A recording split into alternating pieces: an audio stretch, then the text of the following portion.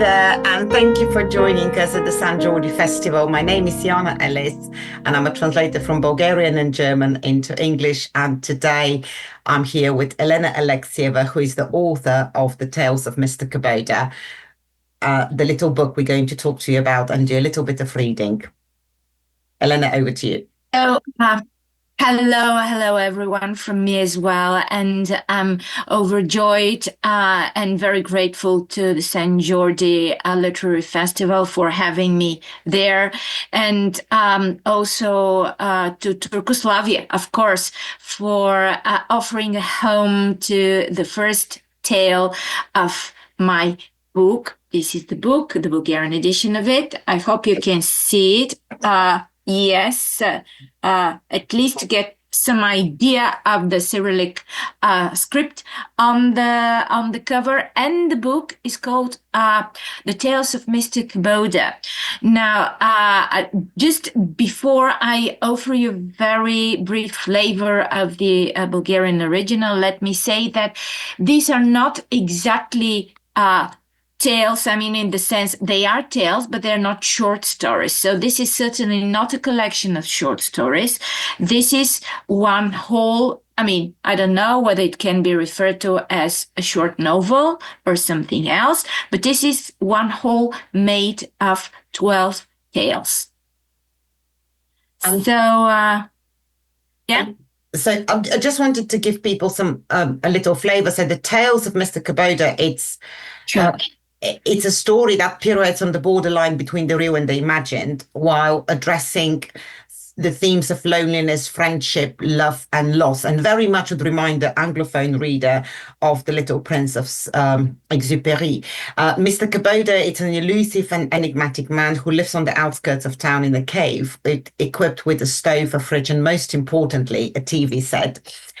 He works in an office, has a family that lives on an island in the middle of the ocean, and looks every bit the modern fairy tale character. He's visited there by a child who has recently lost its mother. As summer goes by and their friendship evolves, the child struggles to rebuild a world that has been consumed by grief and loss. And through Mr. Kaboda, the child will find a new understanding of what it is to be alive, different, and at times alone, but also realize that it's actually okay to be alone. Elena, would you like to read us a little bit from the Bulgarian, please? Oh, yes, I'd love to. So starting from the very beginning, from the first tale, which is called Mr. Kaboda's hat, or in Bulgarian, шапката на господин Кабода. Шапката на господин Кабода е обсипана с цветя. Всичко у него е прекрасно. Когато се усмихва, устните му потръпват чувствено, което никак не подхожда на възрастта му. Детето познава тази усмивка и въпреки това малко се бои от нея.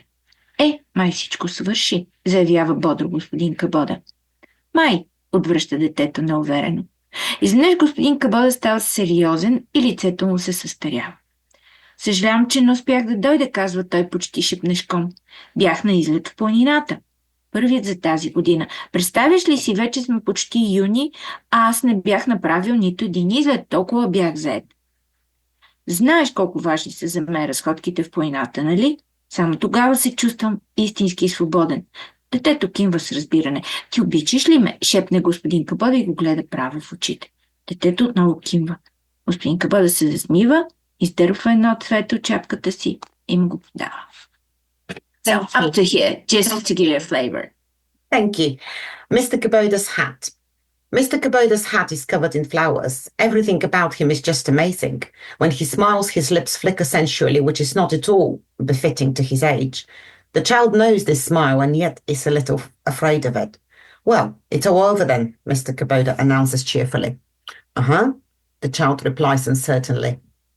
Suddenly, Mr. Kaboda becomes serious and his face ages. I'm sorry I didn't make it, Mo, he says almost in a whisper. I was on a hike in the mountains, the first this year. Can you imagine? It's almost June and I haven't been on a single hike. That's how busy I've been. You do know how important these hikes are for me, don't you? It's the only time I feel truly free. The child nods understandingly. Do you love me? Mr. Kaboda whispers and looks Mo straight in the eye. The child nods again. Mr. Kaboda smiles, pulls a flower from his hat, and hands it to the child. I love you too, he announces ceremoniously, and smiles again, revealing 2 rows of surprisingly white, glistening teeth. Mr. Kaboda's flower is wilted, but the child doesn't dare let it fall to the ground, not even sneakily. Mo holds it limply, the stem nestled between thumb and forefinger. The stem is thin and soft like a noodle, but the way it's hanging upside down, at least you can't tell it's wilted. And what I like best are wildflowers, Mr. Kaboda continues, seized by a sudden inspiration. Doesn't matter which ones, alpines, cornflowers, wild geraniums, daisies, forget-me-nots, poppies, buttercups, bellflowers. Even the simplest chamomile picked from a meadow when you're breathing hard is more valuable than some of those roses, the child offers helpfully. Yes, roses, Mr. Kaboda agrees belligerently. Some daft roses pumped full of chemicals with heads like cabbages smelling of old paper. Rubbish roses from rubbish plastic greenhouses. They pick them in bud, just like they pick unripe bananas, then put them on a plane, and after they've flown halfway across the world, they drop them off here for us so we can buy them at 100 left per kilo.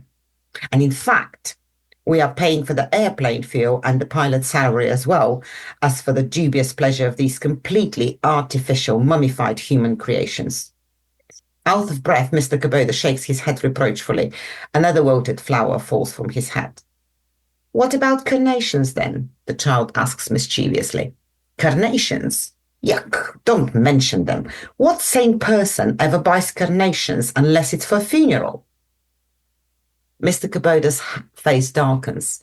Sweat has erupted from under the brim of his hat, trickling past his ears. Although unable to see it, the child knows that at this moment Kaboda's forehead is furrowed with deep black wrinkles. 2 more wrinkles run symmetrically from the sides of his nose all the way to the corners of his mouth. These are called lion wrinkles, though they don't make Mr. Kaboda look like a lion at all. He's not that old, really, the child thinks.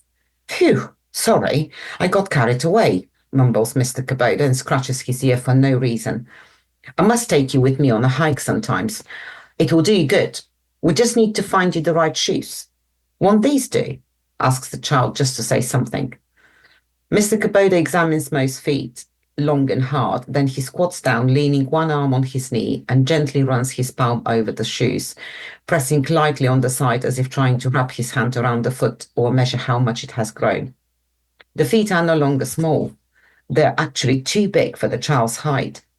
And if Mr. Kaboda wants to wrap his hand around the foot, he needs a hand at least twice as big as the one he has. The child is embarrassed by its large feet, but Mr. Kaboda doesn't seem bothered. While Mr. Kaboda is crouching, Mo can thoroughly examine the hat from above. It's made of straw and it's obviously very old. Its top is torn, and through the hole you can see its owner's disheveled hair. The wilted wildflowers Kaboda is so proud of droop lifelessly between the woven straw where he had tucked them in 2 days ago.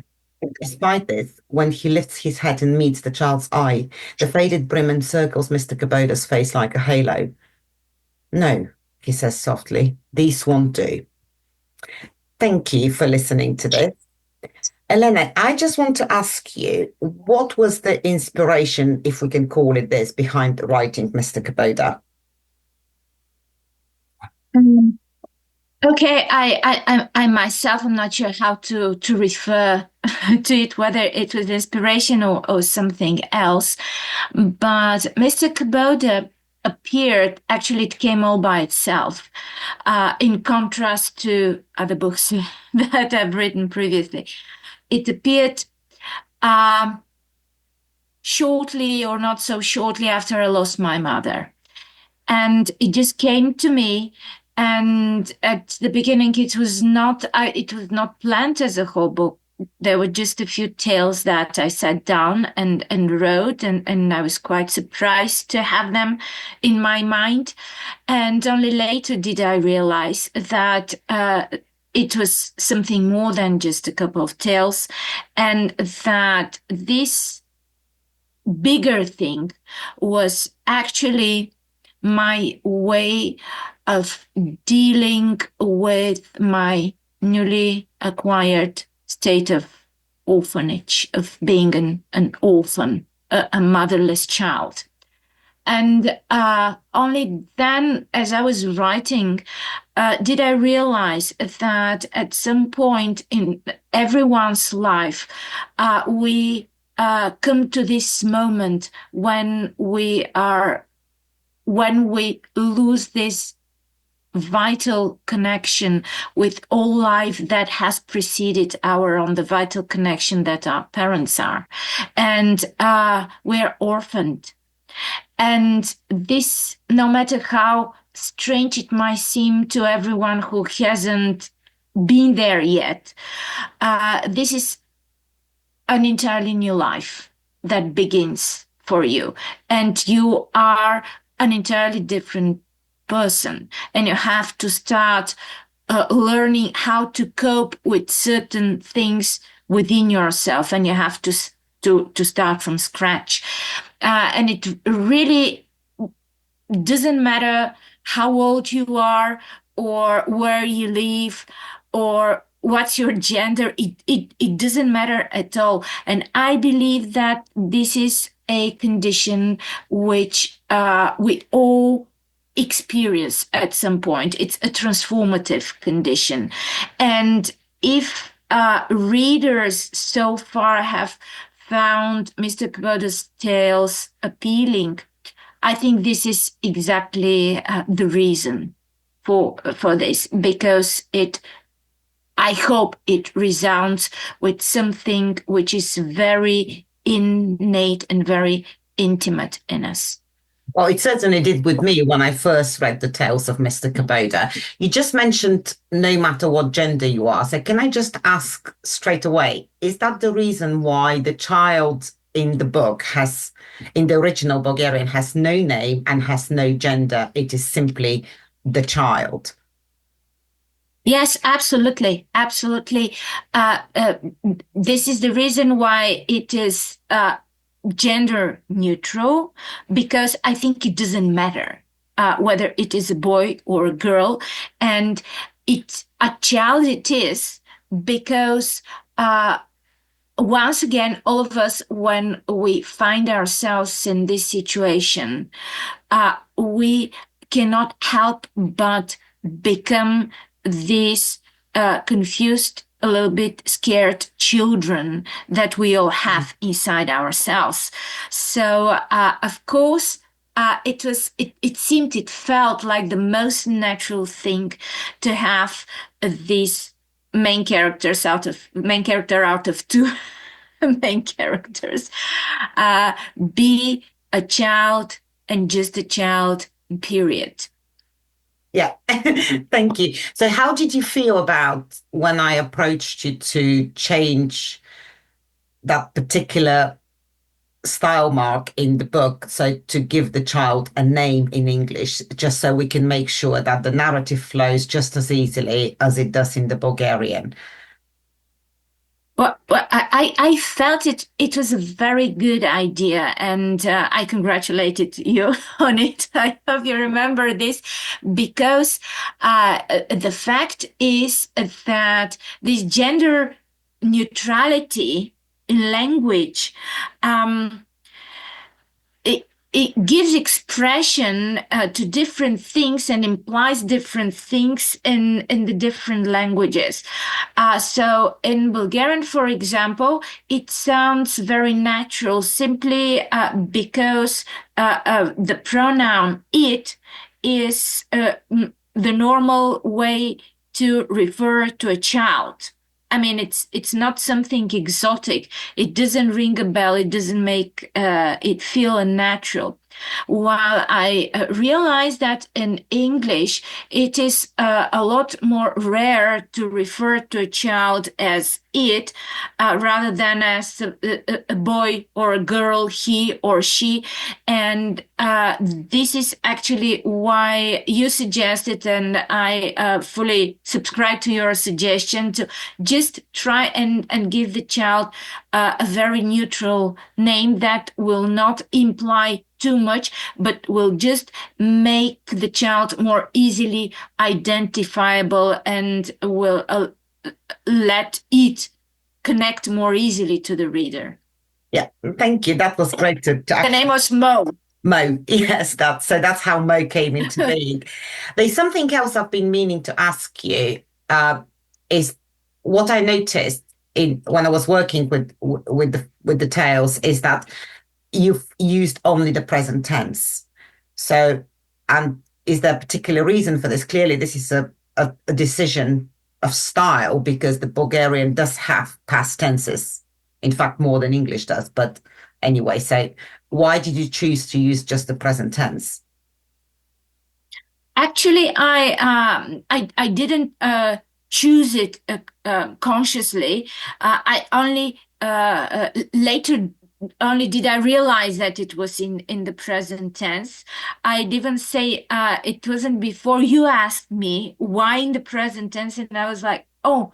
Well, actually, yes, it is the whole book is in the present tense. Uh, but then why? I believe that because the present is where we all live, is the only moment in time when there is no time. I mean, of course, there is time, but we don't have the sense of time. We don't feel the passing of time. And for us in the present, there is nominally there is history, there is the past. But the past is just the flow of the time that no longer is. There is also the future, which is the flow of the time that has not arrived yet. And somehow in the present, we're kind of protected from the flow of time. Mm. And to me, in the present, everything is possible simply because you do not have to expect it, nor do you have to bid farewell to it. And it all happens simultaneously within this very tiny little bit of time, which the present is. And it is the best way to preserve all of these things happening at once in their freshness, in their directness, in the way that they affect you, and there is no getting rid of them because you can't let them go, and you can't just kind of put them off in the future and hope that you will be better prepared for them when they come, which never happens. So to me, the present tense is like a fridge, just allowing me to protect the freshness of the whole story of the characters and above all the very fine emotional world that this book is. So perhaps the readers, what they could experience with this book is the presence and actually connect with the tale Yes. and find Yes. somewhere inside them that fridge to Yes. to examine their emotions. And I have to say now for all our readers is that the Tales of Mr. Kaboda is not a sad book. It's actually quite fun No. at times. It's not a sad book because, life is not always sad. Life is funny and full of love. And I think on this note, we're just about running out of time. So thank you so much Yes. for joining us. And thank you again to San Jordi Festival for having us and for Turkoslavia for giving home to the Tales of Mr. Kaboda. Thank you. Thank you very much from me too. And I really hope that you will enjoy, if not reading, at least listening the beginning of Mr. Kaboda's tales. Thank you. Bye-bye. Thank you.